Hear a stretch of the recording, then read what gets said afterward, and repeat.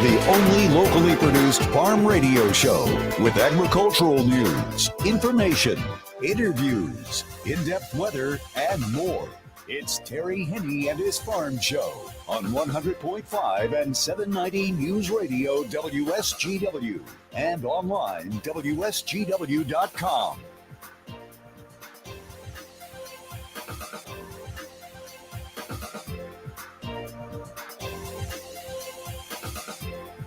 A mostly sunny good morning to you. I hope your day is going well for you, wherever you might be. Terry Henne here at Radio Center, along with Matthew Lester, looking outside and seeing some very nice sunshine. Was a little chilly this morning, but warming up rather nicely. We'll talk to Matthew in just a moment about just how warm we are. We should warm up a little bit more before we're all done and take a look at that day outside, see the sun. The next time you're going to see it after today is going to be Friday. Looks like we've got a little bit of a mess coming our way, starting later on tonight and over much of the day on Tuesday, Wednesday. And right now it looks as though Thursday isn't going to be much different. The one nice thing about it is at least our temperatures are going to be holding fairly consistent, but they are going to be averaging below normal for this time of the year, because remember, here it is, April the 1st, and Mother Nature has decided that she's going to try to play a joke on us, because 49 is where we should be. And Matthew, right now, what do we have on the thermometer? Yeah, so over at the airport, it's partly sunny at 42. Over in Midland, it's partly sunny at 43.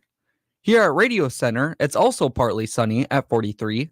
We have northeast winds at 14 miles per hour, and our pressure's at 30.03, and it's rising. We've got a pretty steady stream of precipitation that's running right along the Michigan border with Indiana and Ohio, and that stream is a little bit more intense the further south you get. They are going to be looking at some severe weather ranging all the way from Cincinnati down to Austin, Texas, over the next 24 to 36 hours. For northern sections of Indiana and Ohio, it's just going to be plain old rain. Most of it is not going to be hard, but you get a little bit further south, central and southern portions of those two states, as well as Illinois. There are some flood watches up already. They are going to have some heavy rain and some potentially strong gusty winds and storms over the next 24 to 36 hours anyway. And that activity is not really going to let up all that much. The reason why is we have a low pressure system, which right now is situated over Nebraska. It's forming. And as it forms, it's forming rather rapidly. It is going to spin a pretty heavy douse of wind shift and strong gusty winds running through the central part of the continental United States, as we said, all the way down into Texas. And that activity, it's not going to be moving very quickly. The low pressure system is over Nebraska right now, and it is going to be inching its way into Iowa, and then eventually across northern Illinois. And I think the pathway of it is going to take it right along the Michigan border, moving east until it gets into more than likely the southeastern corner of the lower peninsula. And then it's going to shift to a northeasterly direction and move right up the east coast of Michigan and exiting the state over Michigan's thumb. That's going to occur late on Wednesday evening, and then into Thursday. That's the reason why this activity is going to hang with us. We're not expecting a lot of moisture out of this thing over the next few days. It is going to take various forms. We're going to have just plain old rain, not heavy. We're going to have a little bit of icing going on, not heavy. And I don't think we're going to get much snow out of this. If we get a couple, 3 inches on the ground, that's going to be about it. But what we are going to have to contend with, as Matthew said, we've got northeast winds. It's going to stay northeast, pick up a little bit overnight, then into the day tomorrow, it'll be a northeast wind gusting to 30 miles per hour. And we're going to have a very good chance of overall coverage not only in the lower peninsula, but also the upper peninsula out of this thing. The further north you get, the less amount of precipitation you're going to see. Again, a lot of it has to do with the pathway and that running along the Michigan border. So we're looking for a high temperature today of about 47. We should be at 49. Looking for a low tonight of 36. Sun will set this evening. You won't see it at 8:04. Rise tomorrow morning at 7:15. Then as we go into the day tomorrow, we're looking for a high only of 43. Again, we're on the north side of this system, the chilly side of it. Most of the precipitation will be south. Scattered shower activity around as we go in through the day tomorrow. As the day goes on, it'll become a little bit more frequent, but again, that's going to be in the southern third of the lower peninsula as that low inches its way along the Michigan border. That's tomorrow, 43 for a high, 35 for a low. Wednesday, mostly cloudy skies, some light rain. Then there is going to be a little bit of snow mixed in because on Wednesday with a high of 40, we're going to be looking at that low pressure system taking that northeasterly direction, moving up through the east side of Michigan's thumb. That's going to be on Wednesday. We'll have west winds on Wednesday, about 15, 16 miles per hour. And then late in the afternoon, it'll become more northerly and it will get chillier. We're looking for a low on Wednesday night of 32. Shower activity after midnight will take the form of snow shower activity on Wednesday night. And during the day on Thursday, mostly cloudy. Shower activity will be early in the morning on Thursday, 42 for a high. But then as we go through the day on Thursday, we are going to see some glimpses of sun. And by Thursday night, with partly cloudy skies, 30 will be our low.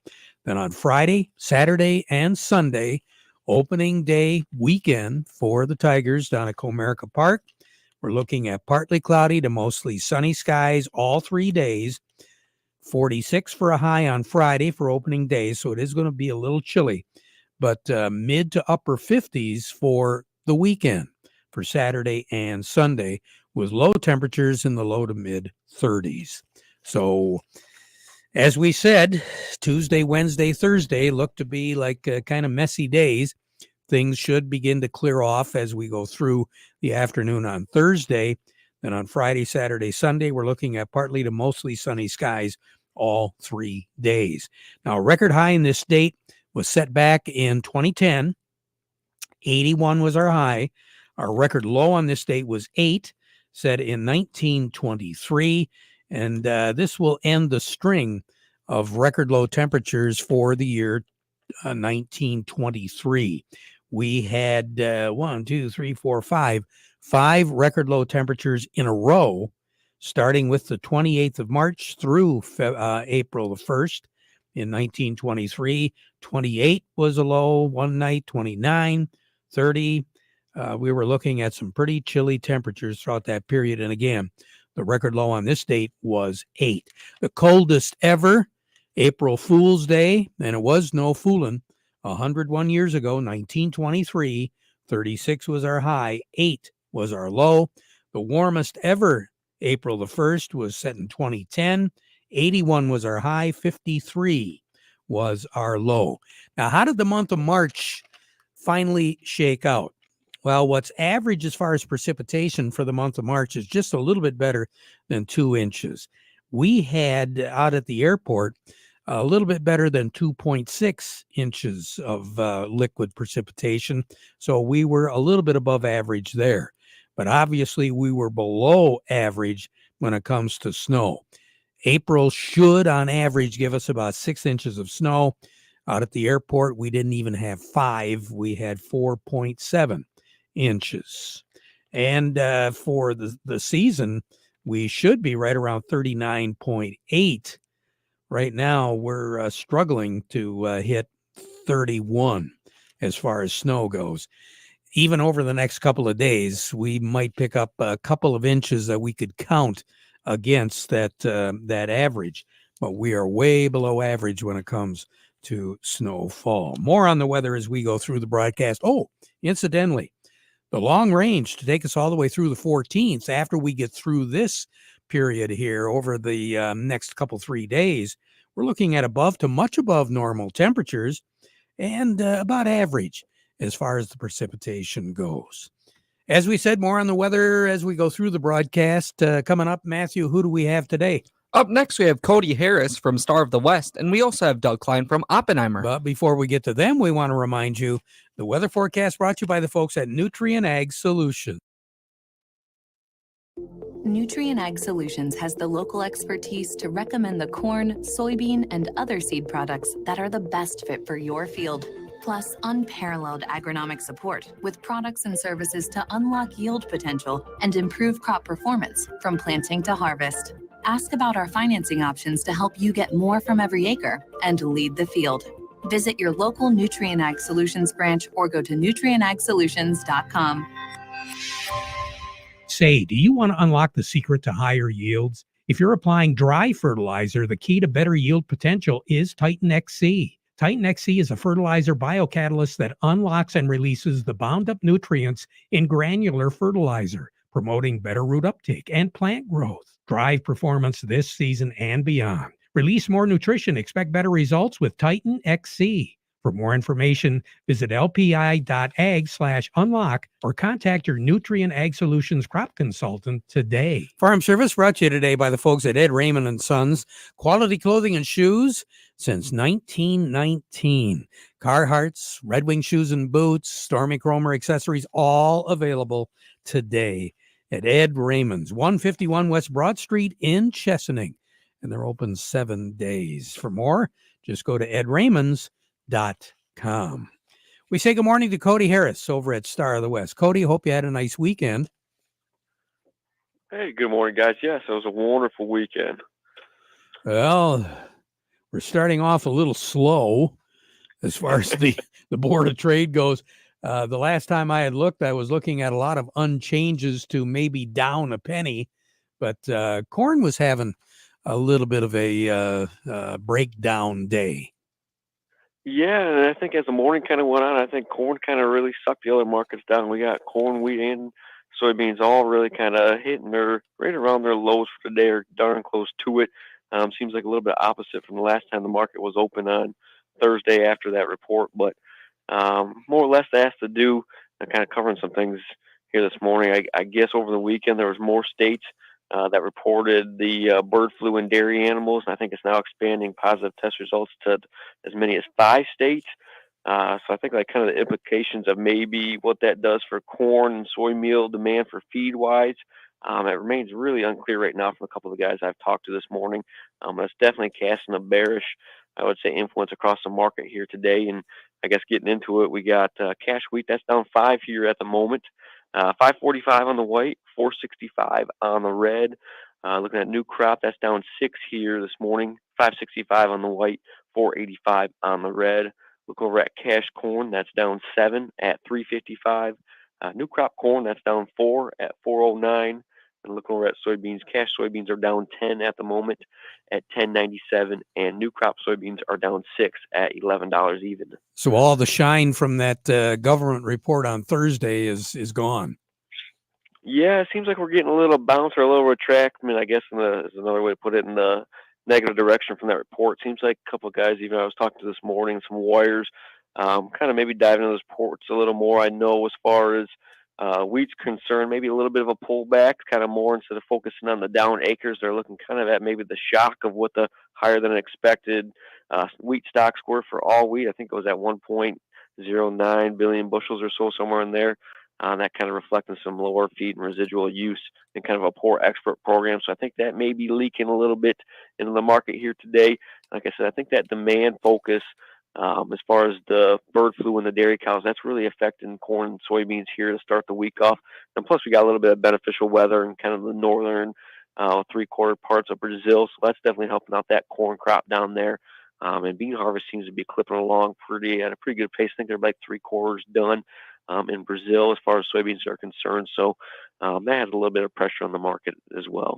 Anything to do with the livestock herds out in the central part of the country, Cody. I know that there were quite a few stockyards that had cut way back on the slaughter because they just didn't have the cattle on feed. Yeah, I think even if we kind of look, I think I was even reading here this morning, I think in last week's Hogs and Pigs report, that also reflected the smallest breeding herd since I think 2016. And that's really that's adding a little more pressure to it as well as far as taking into account feed demand moving forward. But yeah, that's a big factor that people are trying to kind of put a pin on what this is actually going to do as we move further into the season and looking at we got good stocks across the board, it seems like, for all three commodities. And then with these news kind of on these herds, maybe being a little bit more reduced than we're usually used to seeing, that definitely could have an effect, especially with our less than stellar export program across these markets. So it's definitely got a bearish effect for sure moving forward. Yeah, and I know that a lot of folks have been looking at the possibility of picking up some beef and a few things with the barbecue season right around the corner. And prices are reflecting less availability of product right now. Oh, yes, we're starting to see. I had a couple buddies I was talking to are doing the same thing, and you're definitely starting to see that come through at the consumer level. So it kind of seems like this is the front end. Now, where it's going to go, that's going to be tough to see. But you're right, we're definitely seeing the front end of this and definitely seeing it at our doorsteps for sure. Cody, you have a great day, okay? Yes, you as well. Thank you. Thank you. Cody Harris over at Star of the West. Coming up next is Doug Klein from Oppenheimer. The Market Report brought to you by Thumb Bank, serving the needs of agriculture for a long time, since 1895. And now they've got 13 locations throughout the Thumb and the Great Lakes Bay region to help you even better. Thumb Bank, where relationships are built on trust. And by Schaefer and Beerline. Spring Ram commercial truck season is going on right now at Schaefer and Beerline Chrysler Dodge Jeep Ram in Frankenmuth. You can't wait? No, especially with the availability of product right now. A new Ram commercial truck or a Ram heavy-duty truck are in supply at Schaefer and Beerline. So if you want to buy with confidence from a business-linked dealer that knows what customer satisfaction truly is, now is the time to see them at Schaefer and Beerline in Frankenmuth, where family and service sells cars. Doug Klein, good morning. Good morning. Well, here we go. Starting off on April Fool's Day. Yeah, I don't know who the bigger fool is, but we all are. I was going to say I'm beginning to wince a little bit. I don't know about you. I don't know. Yeah, crude oil is up $1.01 today, so that's not good. The dollar is going up today, 105.05, so that's not really that good. Gold hit a new high today, so the paranoia continues, and silver did not, but it's close. And copper's at 405 or so. That did not hit a new high, but it's close. Freeport McMoran, the copper miner, they hit a new high today, as did Caterpillar, not Deere, but Nucor Steel hit a new high today. So their margins are just fine. Google hit a new high. Amazon hit a new high. Cabot hit a new high today. And somebody else hit a new, I know. Not hit a new high, but the company that's kind of sort of backed by Donald Trump is down 18% today. It's called Truth Social. And on April Fool's Day, it is down, like I said, 18%. I don't know if it's a conspiracy theory or not, but it's just kind of something to snicker at, I guess. So anyway, here are your numbers, and there's no new lows in the commodities. So that's a good thing. The May corn is 435 and a quarter, down 6 3/4. July corn is 449 and a quarter, down 5 1/4. The May soybeans 1185, down 6 1/2. The July soybeans 1199 and a quarter, down 6. May wheat is 555, down 5 1/4, and the July wheat is 570 and a half, down also 5 1/4. Crude oil is 84.14, up 97 cents, but heating oil is 262.20, that's unchanged. Gasoline is 271.86, down 0.2 of a penny. Natural gas is moving up a little bit, 183 and a half. That's up 7 1/4 cents, about 4%. Over to currencies, Canadian dollar is getting weaker again. The Canadian dollar, the U.S. dollar buys $1.3582 Canadian. That's up 45 ticks. The dollar buys 151.73 yen. That's up 42 ticks. And remember, they were looking at 155. If the dollar purchased 155 yen, then they were going to intervene in that one. So, we'll see. The euro's at 107.31. That's down 62 ticks. The dollar at 105.05. That's up 51 ticks. Gold's at 22.38.10, up $20.70. Silver's 24.95, up 15.5 cents. Platinum's at 8.99.40. That's down $8.30. Oh, you have a good one. Thanks, you too. Thanks, Doug. We'll talk to you again tomorrow. Doug Klein over at Oppenheimer. Farm Service brought to you today by the folks at Sure Crop Fertilizers. They offer a wide variety of liquid crop nutrition products, premium starters, micronutrients, biostimulants, and foliars that are farmer tested, proven, and trusted across a wide range of crops and geographies. Local Representative Kurt Fisher is committed to helping you best utilize the Sure Crop line of crop nutrition products to achieve great returns through healthy yields and optimum yields. Learn more, and he'll help you contact a local dealer, too. You can call Kurt at 989-289-2134 or visit SureCropFertilizers.com. Now, one of those dealers is Freeland Bean and Grain. They've got a great selection of products from Sure Crop and Nature's to help you increase your yields, and the expertise of certified crop advisor Vic Hupfer. Since 1983, Freeland Bean and Grain, they've been serving you because serving you is their business. We're going to take a quick break, and then Jerry Samolsky from Bay Landscaping and Garden Center is next. New Holland has done it again.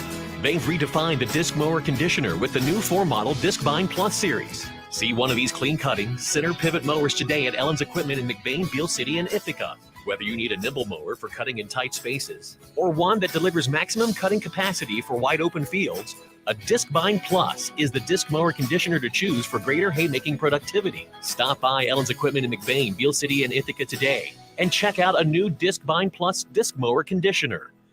With spring here, outdoor activity is going to start here pretty quick. And let's say you need a little tree trimming done, or how about a tree removed? Legendary Tree Care, they're the people you should see. No job is too big or too small, and they are fully licensed and insured. They specialize in big projects too. LegendaryTreeCare.com, that's where you go, or like them on Facebook. Who do we have now, Matthew?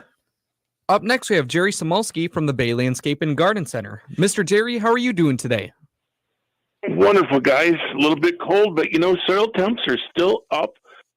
Soil temps are about 40. That crabgrass that we concern about starts germinating at 55, so we're working our way closer to it. But it's going to be a while yet. Hold on to that pre-emergent.